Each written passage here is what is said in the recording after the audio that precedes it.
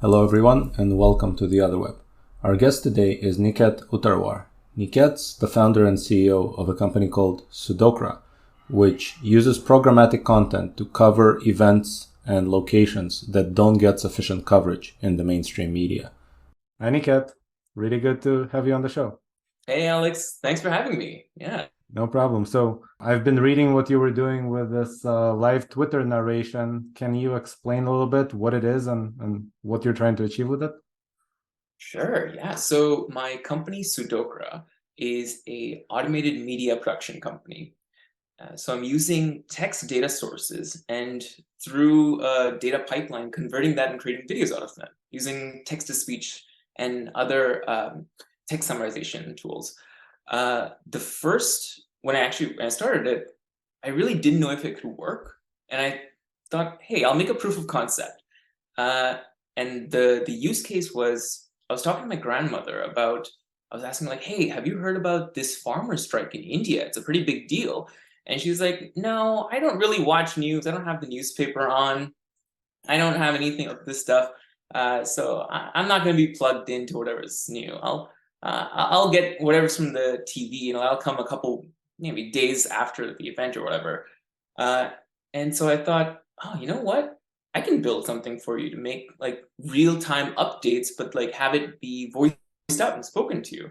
So that was the first reason why I wanted to build something like this. And then through uh, like by increasing the digital accessibility of any kind of tool or any kind of data source, it opens the doors to a whole bunch of other communities, not just the visually impaired communities, but it really increases the access and the reach for all of that data. So what I tried to do was make a pipeline that will find whatever the top trending topics are in each country, get the top tweets from that in that country's native language, use some text speech on that, stitch the whole thing together, and present it in a little video. So I've done that now at scale for about 30 YouTube channels now. So that was the intention and the goal behind live Twitter TV. Well, that sounds like fascinating tech, but I have to ask you about the use case. It seems like some people produce the news in text form, some people produce it in audio form, some people produce it in video form. You're taking the text form news and turning it into video. Why would people watch your videos as opposed to actually watching something that was produced as a video for television, for example? That is a great question because there's going to be a lot of news and like on specific topics that are very popular. There's always going to be people who are creating like they're making podcasts about it, they're making videos about it, they're doing live streams about it. But that's not the case with most let's say niche topics. For example, I made a video, or like the system made a video automatically for it was like an expo or a convention that happened in the Philippines. And that type of news, and it had like really nice, someone posted about pictures about that expo. They had a little clip about it, and the system automatically picked that up, found out that that tweet was relevant to whatever was trending in that country, that expo was trending, and made a little video about it. No one's going, that's such a niche topic that it's not going to be popular enough for most people who want to know, to make a video about like an expo or a conference that happened.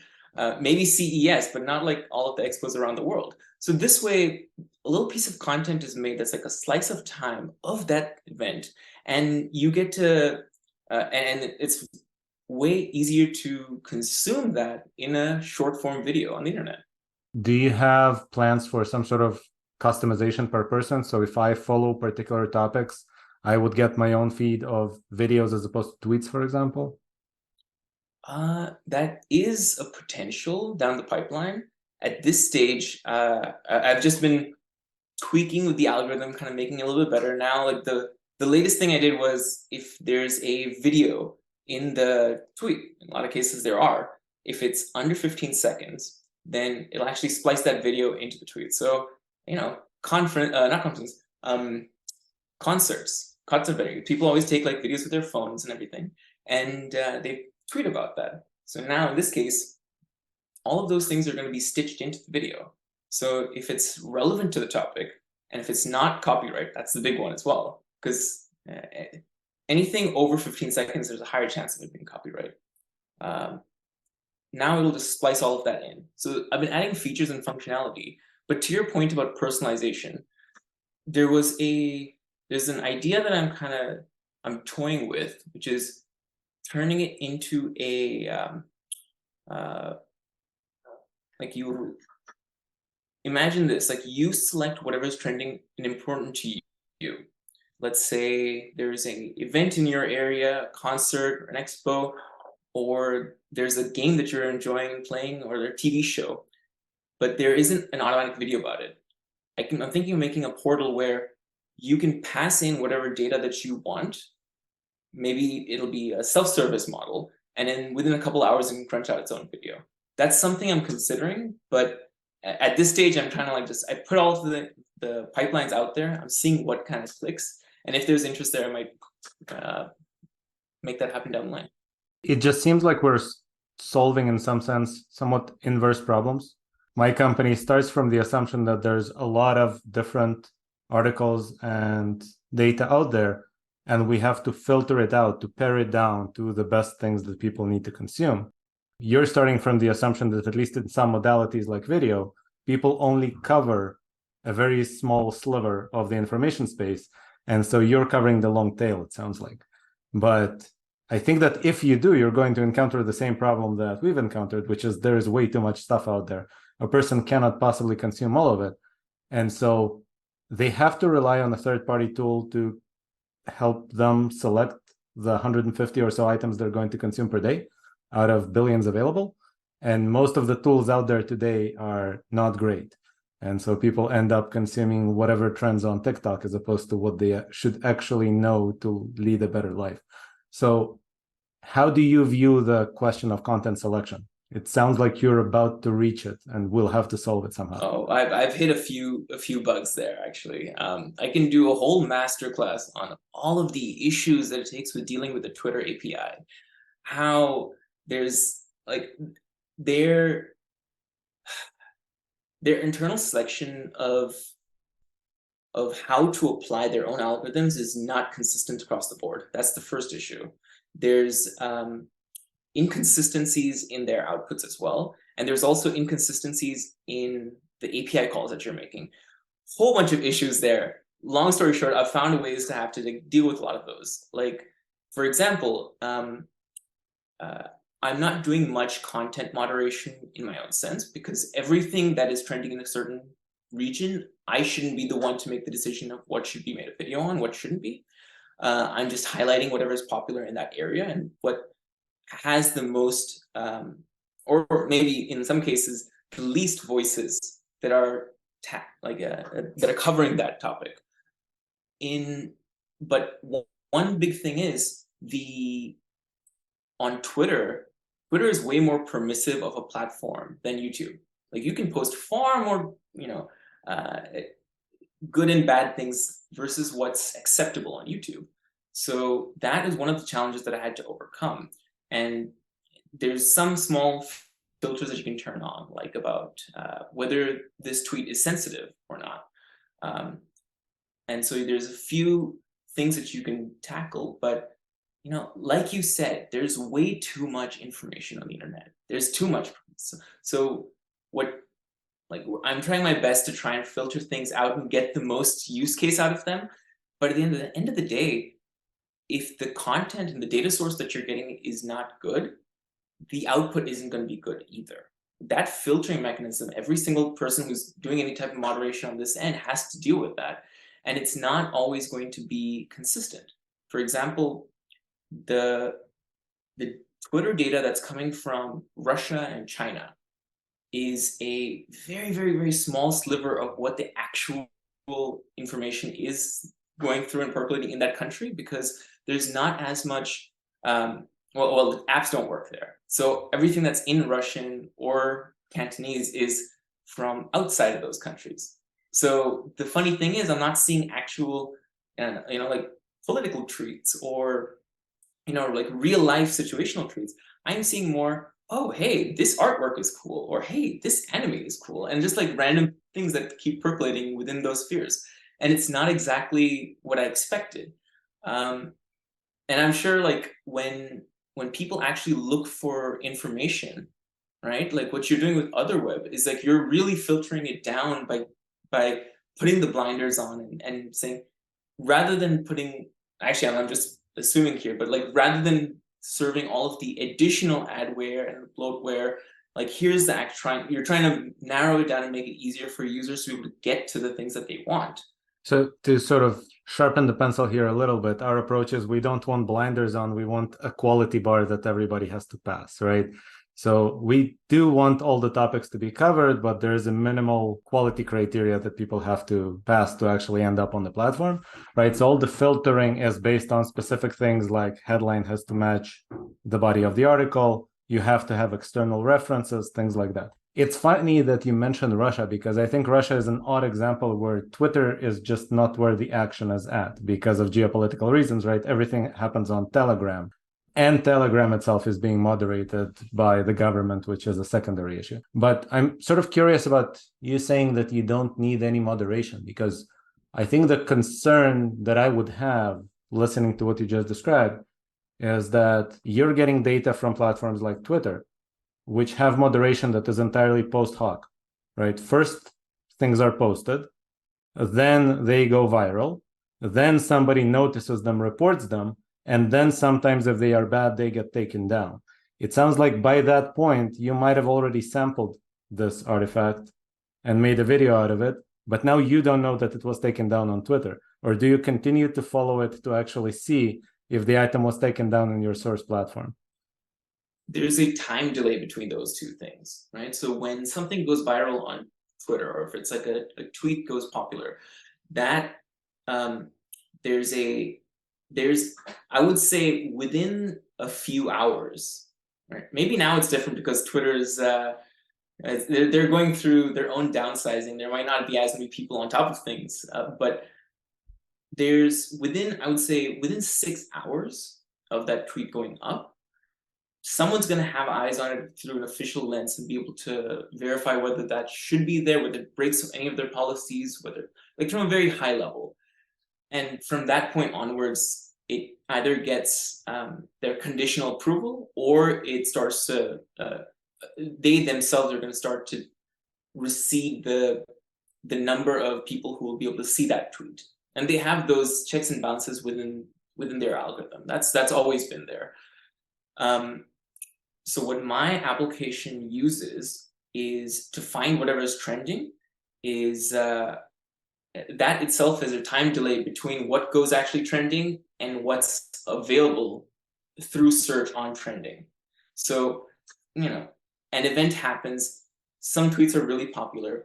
Within 6 hours of that, I would imagine that Twitter takes things, they take notice on whatever is maybe extreme, whatever is maybe unsavory. And then within 12 hours of that, then that hashtag goes trending. And then within those 12 hours, that's when my search kicks in and says, okay, this event happened in this region. Let's look through all of the previous data. So there's already that first pre-filtering that happens on Twitter's end by the time that I get to that topic. And then from that point, it takes me about 3 to 4 hours to stitch up the video together, and then a couple more, maybe an hour or two to polish and post it. But there is enough of a time delay built into that. Second is on my end. First side of filtering is on Twitter's end, which I'm trusting the platform to take care of extremists and such on that side. The second is on my end. When I search for the information on Twitter itself, by just using their APIs, there are certain flags that I can put in. Like I can make sure that possibly sensitive information or tweets are cut out of the filter results. I can look for things that are tweeted in locations itself. So maybe if I want to find whatever is popular in a certain region, I can filter to that region itself, and so on. So once I then get the information there, then there's a third step of filtering that I do based on the tweets that actually come through. Like, and this is something I just implemented right now. Based on the images and the screenshots of the videos that are in the tweet itself. I download all of that, do a little bit of optical recognition on what's in there, and if it's sensitive or not, and if it is, then I'll skip through those. If it works through, then it continues on. So when I actually run the whole pipeline for a single hashtag for a single video, it starts off with something like, here are the top 100 tweets in that area. All right, first filter done. Maybe there's 50 left. Second filter done. There's 22 left. Third filter done. There's maybe 6 left. And then I'll filter those based on the top tweets. And that's how I pick which ones get to be in the video. Are all of these steps that you describe automated, or when you say I do X, you actually have to do it personally? Oh, no. The entire pipeline is automated. Yes, that is, it's the whole thing is set up for about 30 YouTube channels right now. So, well, that's one thing. I can't personally take care of things. And then second is, I only know maybe like 3 or 4 languages. I don't know the 30 languages that I'm filtering things on. So at first, when I built the system, I'd make the videos and I would go to my brother-in-law who knows Greek, and I'm like, hey, does this video make sense? Or go to someone else who knows Cantonese, like, hey, does this video make sense? And like that initial user testing was a little challenging, but overall the things did work out. Yeah, I can help you with a few languages, not with 30. I do have to ask, so it sounds like text-to-speech has come a long way, because my memories of it are still that the moment you get a text-to-speech video on YouTube, you immediately shut it down because it sounds robotic and unlistenable, even in English. Is it now at the point where people can actually enjoy it and listen to it for a significant amount of time? Or is it still unusual and creepy in how it kind of sounds like a human, but not quite?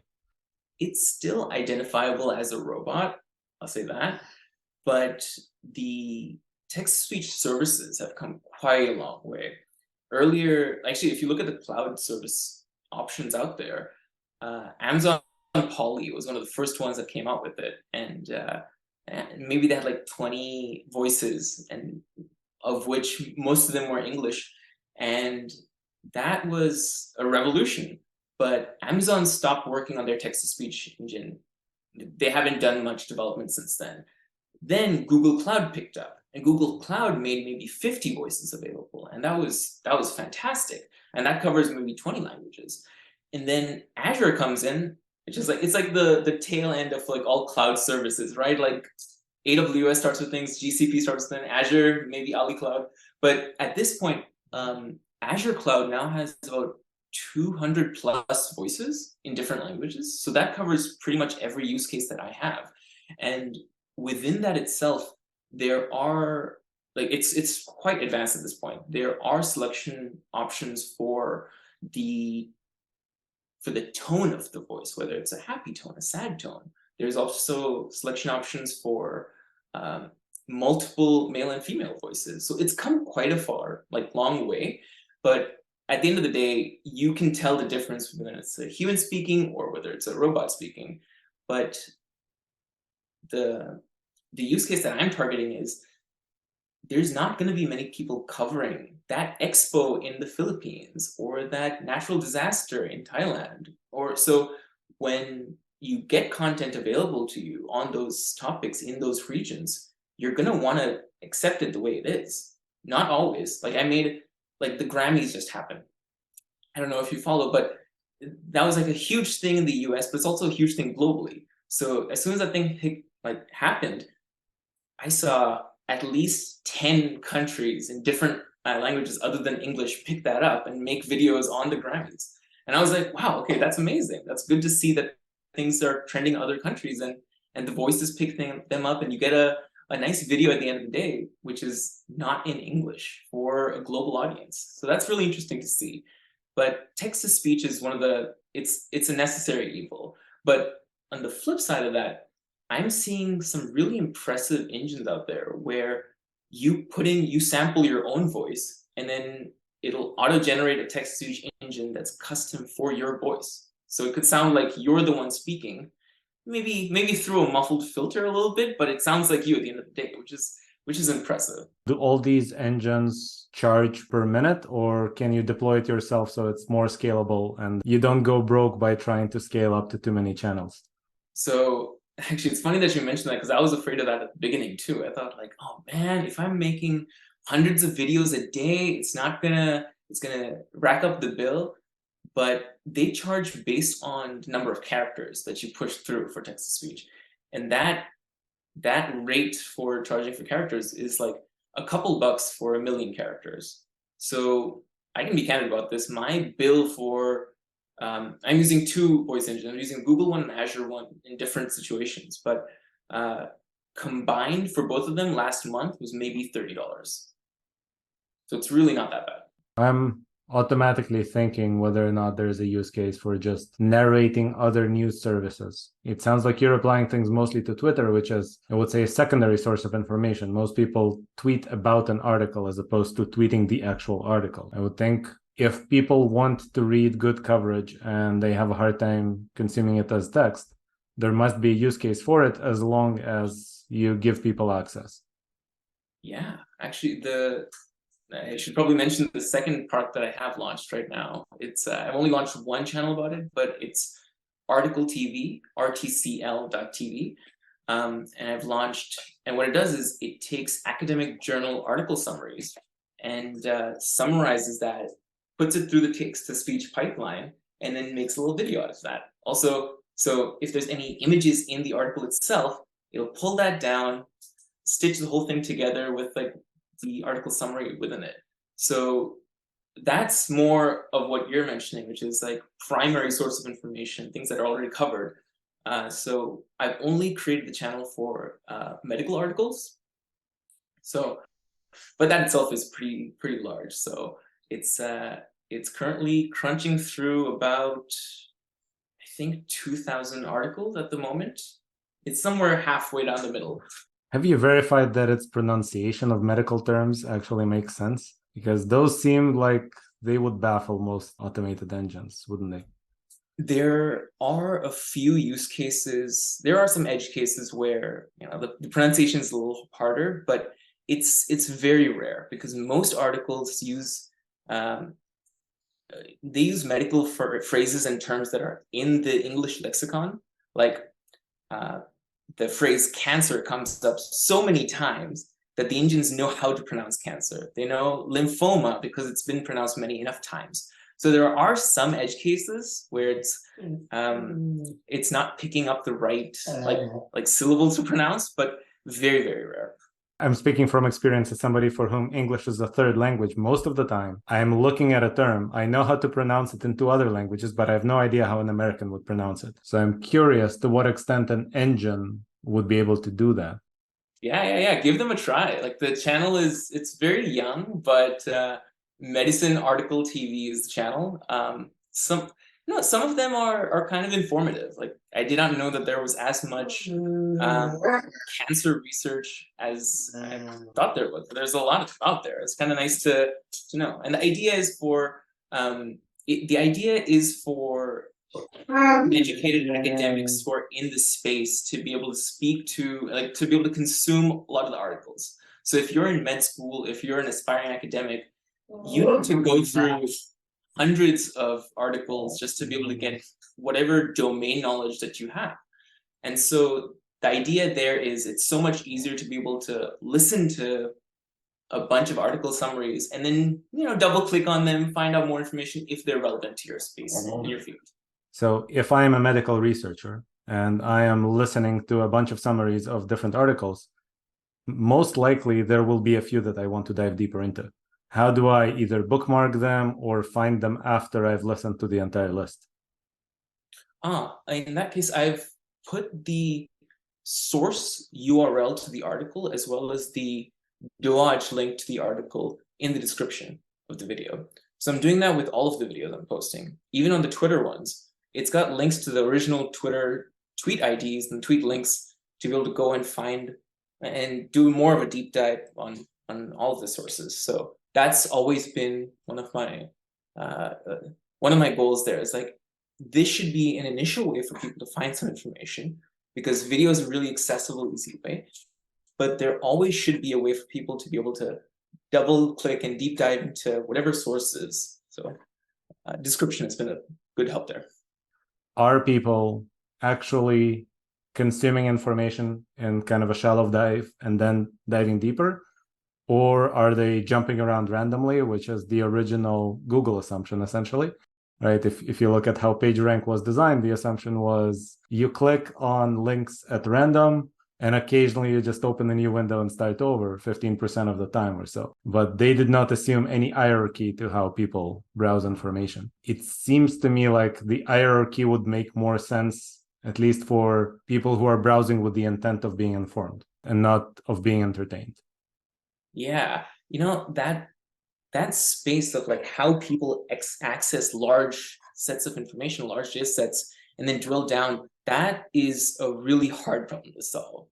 And if you think about how Google's search engine and their business model works, is they make money by keeping you on the search engine, by continually clicking through and like continually doing additional searches, and then finding something that you want to purchase, or finding something that a service that would make sense. And that's their entire business model, and providing that information to you in a nice packaged format where you want to continue to Google things, but it also gives you enough value that it should satisfy your need. But we're getting to the point where there's a lot more information out there for people to be able to process, and then just have everything packaged in one neat box with a purchase option, with maybe an advertiser sponsored option. Maybe this person's been paid to go through some more information, but that's not always the case as we move forward, because there's a lot more individual databases that may not have the ability to be crawled, like not just on the dark web, which is going to be a big thing on its own, which is continually growing, but individual servers of information. Like, I'm not sure Mastodon has all of their servers that are scraped through, and if they've been indexed in the same way. And I'm not sure Google is also prioritizing those, because there's not as much way to make money and profit off of those. So the way that we search for information is very unique and niche to each person, and that's based on how they've grown up, how they've had their own learnings through searching about information. So making as many available avenues for people to be able to search is always going to be the right option, because you don't know you can only guess your user stories for your customers and how they have some innate knowledge about searching and how they want to be able to search, but you can't always put people in the same buckets, which is why in my case, having all of the information out there and making it all accessible via video, and then people can drill down into each individual one, that makes sense. In your case, how people want to have a cleaner, easier way to be able to filter things through. Maybe I want to go through the articles, maybe I want to search through the podcasts. That's another avenue where it's like interesting and accessible for folks to be able to do that without much more bloatware. So short answer, to each their own. Long answer, I feel like there's a lot more individual aspect in that, and that itself is continually changing. So the more that are out there, the better. How do you generate the visuals that match the text that is being narrated? In the Twitter use case, well, some of them are just text tweets, in which case it's kind of boring just to be able to see. And for 5 seconds, you're going to get that slide. But in many use cases, actually, I would say most tweets have some image component to them. So I'm also stitching in the image that's in that tweet in like a easier full page form factor. And now in videos, that itself is also being seeded in, so you get to watch the video as well. With article TV, it was a bit of a challenge. First, I was using Pexels, which is a image search engine. It's also open access. It's very easy to use, and it's easier to implement. I was using Pexels to get images that are relevant to whatever line of text summary that I was doing. and then stitching that into the video. So it's a nice little visual as well as the text. That worked maybe 60% of the time, but the 40% of the time it didn't work was really painful. Like, there was an article about the nutritional benefit of frozen blueberries versus fresh blueberries. And the funny thing is, one of the lines was talking about how frozen is better. And the image that it picked up was it was like a death metal band where like they're in the Nordic region, so they're like completely frozen over, and that's like plastered in with randomly along with the other sides of foods. I was like, okay, that just doesn't work out. So in that case, I stopped doing it. I just put in like a simple, like just simple article TV slide there. But in some cases where I'm able to get pictures from the article, like directly from the source article, I'm seeing that in the background, and that's nice for people to be able to see. But in many use cases, it would just make sense for the thing to be a podcast in just audio format. But video as a media it has innate benefits in some cases. So I'm really banking on those use cases. I've also seen, if you go on TikTok and you search for news on TikTok, and I've seen a few where it's actually a person playing video games in the background as they are narrating the news. It sounds like you might actually be able to create a pipeline here that starts from social media and ends with social media.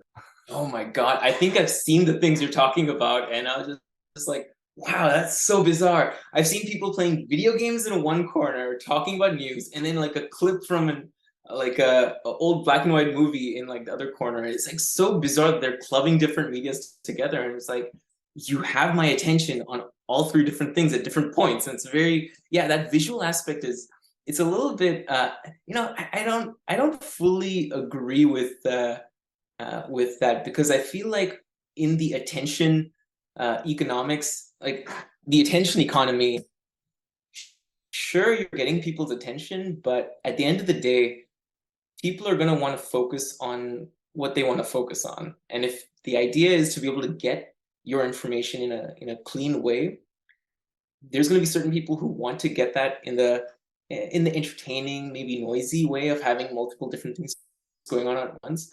But there's also going to be a big chunk of people who want to get it in a clean way. And that's, again, that's another place where it's to each their own, right? Like each person has their own personal preferences. And so having a system that automates it for all the different types is beneficial in that sense. But I do think that like the visual component to included with audio is definitely one of the major challenges that we need to overcome. So the guy I was referring to, I think the actual TikTok username is Reddit guy. And he has a much higher follower count than the actual official Reddit account, playing Grand Theft Auto and reading the news in parallel. So it is interesting what's going on in the attention economy. I think my personal prediction is that we've hit peak attention in some sense, just like cameras hit peak megapixels at some point and started optimizing for other things. My gut feeling is peak attention was 2021. And now it's not like we're going to shift quickly to something else, but I think most people are willing to give something else a look, because it is true that we've been consuming empty calories in the information space for a long time. Oh, I like the analogy you made with like food with attention economy. Yeah, we have a lot of empty calories. That's for sure. That is absolutely true. So what is your greater vision of what the information ecosystem should be like, or what it should try to evolve towards?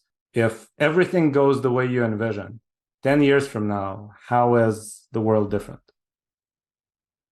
I have the utopian view and the dystopian view, and I hope we fall somewhere in between. But the dystopian view is that, similar to YouTube today, where you can have your own little, you can fall into a stream of YouTube videos that can take you down to a certain part of the internet that you may not want to be in, but you end up being. Like if you look for enough extremist or alt-right or alt-left videos, you'll eventually find all of the alt-right or alt-left videos. That's the way that the algorithm works. It'll just feed you the things that you want. So unfortunately, if we continue giving people what they want, in a sense, there's going to be just a plethora of information across the board that are going to solve every single viewpoint, support every argument. And I don't think that's a particularly good thing, but I also think that the alternative, which is some algorithm deciding what information gets percolated, or some company, or maybe a country deciding what information gets percolated, is also a bad thing. So I'm not entirely sure how it's gonna look. But what I am hoping is that there is enough freedom of speech within everything available out there that people are still going to be able to choose for themselves and not be forced to choose based on what's available. It sounds like, at least in what you're doing in your everyday endeavor, you're trying to amplify the long tails of topics that aren't covered enough. So do you view that as an important thing towards trying to improve this ecosystem? Or does that just increase the information space within which people can find their dark corners? It does both. That's the unfortunate truth, right? As much as I hate to admit it, it does both.